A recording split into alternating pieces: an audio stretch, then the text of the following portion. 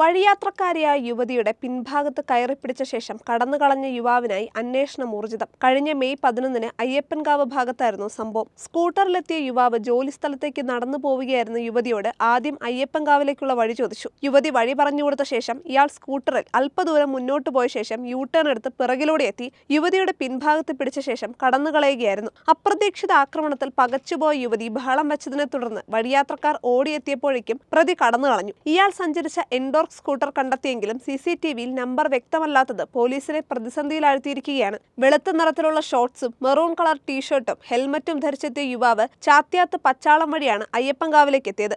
വാഹനത്തിന്റെ മുൻവശത്തെ മഡ്ഗാർഡ് കറുത്ത നിറത്തിലുള്ളതാണ്. 50-ലധികം CCTV ദൃശ്യങ്ങൾ പോലീസ് പരിശോധിച്ചിരുന്നു. പ്രതിയെക്കുറിച്ച് എന്തെങ്കിലും വിവരം ലഭിക്കുന്നവർ 9497980402 അല്ലെങ്കിൽ 9497932845 എന്നീ നമ്പറുകളിൽ ബന്ധപ്പെടണമെന്ന് എറണാകുളം നോർത്ത് പോലീസ് അറിയിച്ചു.